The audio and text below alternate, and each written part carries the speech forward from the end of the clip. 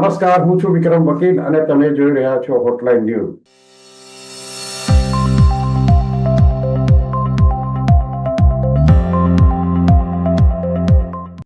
રશિયાના રાષ્ટ્રપતિ પુટિન ભારતની યાત્રાએ આવ્યા છે અને છેલ્લા સમાચાર એ છે કે ભારતે ઘણા બધા ડીલ રશિયા સાથે કરવાનું નક્કી કર્યું છે. એમાં તેમના જે પ્રતિનિધિ આગલે દિવસે આવેલા એમની સાથે અમુક ડીલ પર સહી સિક્કા પર થયા છે.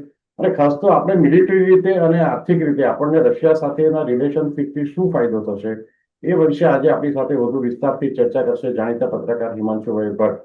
હિમાંશુભાઈ, હોટલાઇન ન્યૂઝમાં આપનું સ્વાગત છે. નમસ્કાર વિક્રમભાઈ, દર્શકોને પણ ખૂબ ખૂબ પ્રણામ. હિમાંશુભાઈ, જે રાષ્ટ્રપતિ પુટિન જે આવ્યા છે આપણે ત્યાં આપણા દેશની સફરે, અને એ પ્રોફેશનલ આ વિઝિટ છે, 4 વર્ષ પછી તેઓ ભારત આવે છે. આને તમે રાજકીય રીતે, પછી બીજી મિલિટરીની રીતે અને ઇકોનોમિક રીતે તમે કઈ રીતે જુઓ છો આ મુલાકાતની? ઓકે, તમે જે સવાલ પૂછ્યો એ સવાલ એટલા માટે મહત્વનો છે કે અત્યારે વિશ્વભરની જીઓપોલિટિકલ સિચ્યુએશન ખૂબ જ પ્રવાહી છે અને એવું કહેવાય છે કે બે મોટા નેતા એક સાથે મળે તો એમાં ઘણાની આંખ ચાર થઈ જાય અને ઘણાનો, જેને પત્રકારત્વની ભાષામાં આપણે ભયંકર મેલ્ટડાઉન કહીએ, તે થાય. કેમ કે આ મુલાકાતમાં જે બંને એકબીજાને ઝપ્પી પપ્પીઓ આપશે ને તેના વિડીયો આખા વિશ્વભરમાં જવાના છે અને આનાથી બહુ લોકોના પાછલી ભાગમાં આગ લાગી જવાની છે. રાજકીય પરિણામોની જ્યારે આપણે વાત કરીએ છીએ, વર્લ્ડ જીઓપોલિટિકલ સિચ્યુએશનની વાત કરીએ છીએ, ત્યારે આ એક ખૂબ જ મહત્વનું સિગ્નિફિકન્ટ કહી શકાય એવા આ 2 દિવસ વેચવાના છે. કારણ કે આ સમયે ભારત ઉપર અને દિલ્હી ઉપર આખા વિશ્વના કેમેરા અને નજર મંડાયેલી છે. હવે આવામાં આ બંને શું કરશે તેનો ખ્યાસ તો પશ્ચિમી વિશ્વને, ભારતના પણ જે લોકો જીઓપોલિટિક્સને સમજે છે તેમને બહુ સ્પષ્ટ રીતે આવી ગયો છે. કેમ કે આજથી 2 મહિના પહેલા ચાઇનાની અંદર, તમને યાદ હોય તો આપણે ચર્ચા પણ કરી હતી કે 45 મિનિટ એક ગાડીમાં બંને જણા બેસી રહ્યા હતા. આ માટે પુતિને મોદીની રાહ જોઈ હતી. અને ત્યારે જે રંધાયું હતું, કે ત્યારે જે કુકરમાં મુકાયું હતું, તે કેટલું પાક્યું છે તેની અત્યારે ચોકસી કરાશે. બહુ સીધી ભાષામાં કહું તો ભારત રશિયા વચ્ચેના સંબંધ આવનારા દિવસોમાં, આવતા 5 વર્ષમાં, 10 વર્ષમાં વિશ્વની રૂપરેખાને નક્કી કરનારા બનવાના છે. ઘણા લોકોને અતિશયોક્તિ લાગશે, પણ તમે જુઓ, એક બાજુ ટેરિફ 50%ની ટેરિફ યુએસની, બીજી તરફ 4-6 મહિનામાં જ ટ્રમ્પ રસ્તે આવવો, ત્રીજી તરફ રશિયા અને યુએસ વચ્ચે આજે યુક્રેન માટે 20 મુદ્દાના પ્રોગ્રામ પર લગભગ સહમતિ, અલાસ્કામાં એ બે વચ્ચે પુતિન અને ટ્રમ્પની મીટ. આ બધા વચ્ચે એક કોમન ફેક્ટર રહ્યું હોય તો તે પુતિન અને મોદીની નિયમિતપણે અઠવાડિક રીતે દર અઠવાડિયે એ બંને ફોન દ્વારા, વિડીયો કોલ દ્વારા એકબીજાને માહિતી પૂરી પાડતા હતા. હવે આવી સ્થિતિમાં આના પછી આવવાનું છે G20ની પ્રેસિડેન્ટશિપ ભારતની. તે સમયે આવતા વર્ષમાં ફરી પાછા પુતિન ભારત આવશે. ભારત રશિયા દ્વિપક્ષીય કરારો તો એક બાજુ છે, જે તમને, મને, બધાને ખબર છે, S-400, S-500, Su-57, એ બધી વાત તો થશે જ ભાઈ. પણ વિક્રમભાઈ, જે વાતો બહાર નહીં આવે અને થઈ હશે ને, તે આ મુલાકાતની બહુ જ મહત્વની વાતો છે. ઘણા બધા એવા કરારો થવાના છે. એક લોજિસ્ટિક્સનો કરાર થયો છે, દર્શકોને ખબર નહીં હોય કે એક લોજિસ્ટિક્સના કરાર ઉપર આ બંને નેતાઓ સહી કરવાના છે. શું? તો કે આર્કટિક સર્કલમાં રશિયન બેસિસનો ભારત ઉપયોગ કરી શકશે. તેના જવાબ રૂપે, તેના વળતા પાણી, એટલે કે તેના રશિયા માટે ભારતે બંગાળના ઉપસાગરમાં પરવાનગી આપી દીધી છે. હવે બંગાળનો ઉપસાગર એટલે શું લાગે? આજે આપણને નાસુરની જેમ આતંકવાદ દ્વારા જે પ્રિક કરવાની કોશિશ કરી રહ્યું છે તે બાંગ્લાદેશ, મ્યાનમાર જ્યાં ચીન સખત રીતે ઘૂસી ગયેલું છે. બાંગ્લાદેશની છેલ્લા કેટલાક વખતની ઘટનાઓ તમે જુઓ, અને એક બોમ્બ વિસ્ફોટ જુઓ બાંગ્લાદેશના એરપોર્ટ ઉપર, ઢાકા એરપોર્ટ ઉપર, કે જેમાં રશિયન રિએક્ટર અને યુએસ માટે એક્સપોર્ટ માટે જે માલ સામાન હતો તેને ઉડાવી દેવાયો. ત્યાર પછીના 1 મહિનાની અંદર, ખાલી ઓગસ્ટ મહિનાની અંદર બાંગ્લાદેશમાં 17 અમેરિકન એજન્ટ્સનો ખાત્મો બોલાવાયો છે. દેવ બીન કિલ્ડ. એની સાથે સાથે 7 તુર્કીસ અને 10 પાકિસ્તાની એજન્ટ્સ અને 30 બાંગ્લાદેશી લોકલ છે. એક જ મહિનાની અંદર ઇન્ટેલિજન્સનું આ બહુ મોટું કાર્ય પાર પડ્યું છે. ઘણા લોકોને ખબર નથી. આનો મતલબ શું થયો? કે કોઈક સીઆઈએ એજન્ટ એના રૂમમાં, બાંગ્લાદેશની 5 સ્ટાર હોટલના રૂમમાં મારી નખાયો. કોઈકને હોટલના સ્વિમિંગ પુલમાં મારી નખાયો. વખત તો એવો આવ્યો કે છેલ્લો જે બચેલો હતો ને તે તાત્કાલિક સિંગાપુર ભાગી ગયો. આ શું ચાલી રહ્યું છે? એટલે મેં કહ્યું તેમ વિક્રમભાઈ, હું કશું બોલવાનો નથી. હું ખાલી એટલું કહીશ કે ઘણા બધા જે તમને મને ખબર નથી તે બાબતોની વાતચીતો થશે, તે બાબતે કરાર થશે. અને જે આજે બ્લુપ્રિન્ટ આખી દેખાય ને, તે બ્લુપ્રિન્ટ જૂની કેજીબીની હતી કે કોઈ એક એજન્ટ પોતાના રૂમમાં 5 સ્ટાર હોટલના સિક્યોર રૂમમાં જાય અને ત્યાં બીજે દિવસે સવારે મરેલો મળે. Who does that? જે લોકોને ઇન્ટેલિજન્સની હિસ્ટ્રી ખબર છે તેમને ખબર પડશે. આ થઈ જીઓ પોલિટિકલ સિચ્યુએશનની વાત. કેમ કે જીઓ પોલિટિકલ સિચ્યુએશન અત્યારે એ વાત યાદ રાખજો કે ભારત જીઓ પોલિટિકલી આફ્રિકામાં બહુ જ ભયંકર રીતે અંદર ઘૂસી રહ્યું છે. રશિયાના પણ બહુ મોટા સ્ટેક્સ છે. કેટલાને ખબર છે કે ભારતે નાઇજીરિયાની અંદર એક પોતાનું ઓઇલ ટર્મિનલ શરૂ કરવાની વાત કરી છે. દેખીતી રીતે તો ટ્રમ્પે માંગણી કરી, પછી ભારતે રશિયન ઓઇલ થોડુંક ઓછું લેવાનું શરૂ કર્યું. પણ એ ઓછું લેવાની સામે 40% વધારો બ્લેક ફ્લીટ દ્વારા લેવાતા ઓઇલમાં કરી નાખ્યો. આ બ્લેક ફ્લીટ પણ કોની છે? રશિયન ઓઇલ ટેન્કર્સ હોય છે કે મધ દરિયામાં કોઈ રશિયન ઓઇલ ટેન્કરમાંથી કોઈ ભારતીય કંપનીના ઓઇલ ટેન્કરમાં ઓઇલ જતું રહે. બને છે, થઈ રહ્યું છે. છેલ્લા 15 વર્ષમાં ભારતે પણ કોવર્ટ અને ઓવર્ટ બંને, જે દેખાય તે અને નહીં દેખાય તે બંને પ્રકારની રમતો રમવાની શરૂ કરી દીધી છે.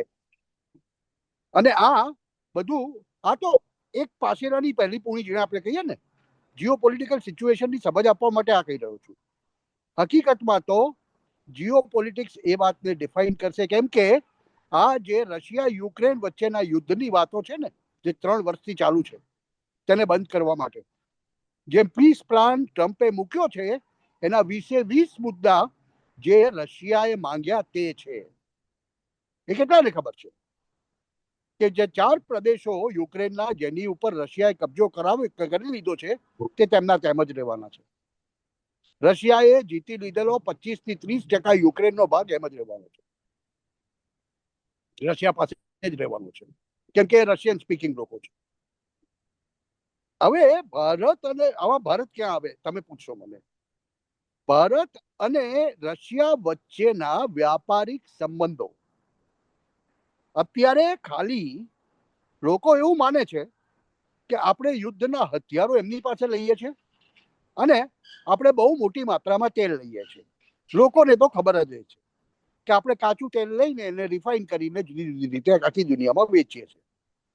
યુક્રેનને પણ વેચીએ છીએ, યુએસએને પણ વેચીએ છીએ, બધાને વેચીએ છીએ. પણ ભારત રશિયા વચ્ચેના વ્યાપારિક સંબંધો ત્યાં સુધી સીમિત નથી રહ્યા.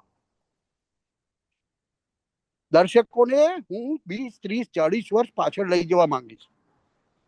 સોવિયત યુનિયન જ્યારે તૂટ્યું, જેને પેરેસ્ટ્રોઇકા કહેતા હતા આપણે, મિખાઈલ ગોર્બાચોવ આવ્યા, બોરિસ યેલ્ત્સિન આવ્યા, અને ત્યારબાદના રશિયામાં અમેરિકન લાર્જ કંપનીઓએ, મોટી કંપનીઓએ અમેરિકાની ભયંકર પગપેસારો કર્યો હતો. જેમ જેમ પુતિન પોતાની જાતને ફોર્મ બનાવતા ગયા રશિયામાં, તેમ તેમ આ મલ્ટીનેશનલ કંપનીઓ રશિયા છોડીને જે લોકોને જતા રહેવું પડ્યું. હવે એ જે ગેપ રશિયામાં પડ્યો છે, સોવિયત યુનિયનમાંથી રશિયા બન્યું, એક જમાનો હતો જ્યારે ભારતની જેમ જ મોટી મોટી મલ્ટીનેશનલ કંપનીઓ રશિયામાં હતી. એ લોકો રશિયાને લૂંટતા હતા. તેને જ્યારે તગેડી મુકાયા, સીધી ભાષામાં વાત કરું છું, ટેકનિકાલિટીઝમાં નથી જતો, ત્યારે ત્યાં એક વેક્યુમ છે. રશિયન ઇકોનોમી આજે એટલી મોટી નથી, ભારત જેટલી મોટી પણ નથી, પણ ભારત અને રશિયા વચ્ચેના વ્યાપારિક સંબંધો પુતિને એક ઓફર મૂકી છે કે જ્યાં જ્યાં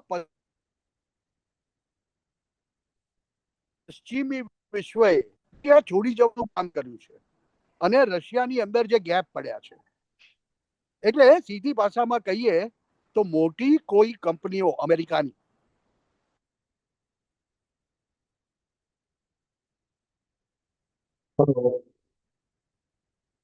હેલો.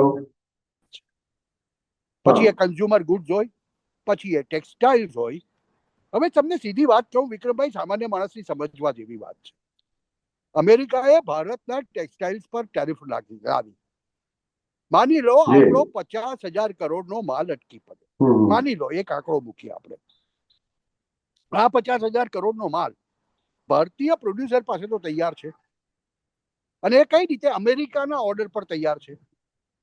હવે અમેરિકનોની સાઈઝ અને રશિયનોની સાઈઝ લગભગ એક જ છે.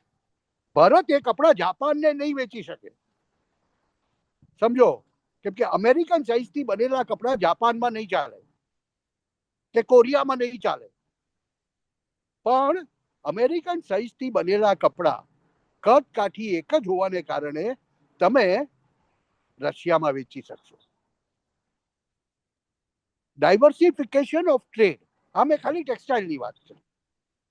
આવી જ ઘણી બધી વસ્તુઓ, શ્રિમ્પ, ઝીંગા, બહુ મોટો એક્સપોર્ટ જે અમેરિકા થતો હતો તે બંધ થઈ ગયો આંધ્રપ્રદેશમાંથી.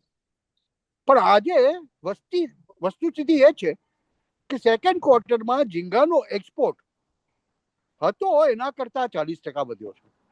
કઈ રીતે? ડાયવર્સિફિકેશન.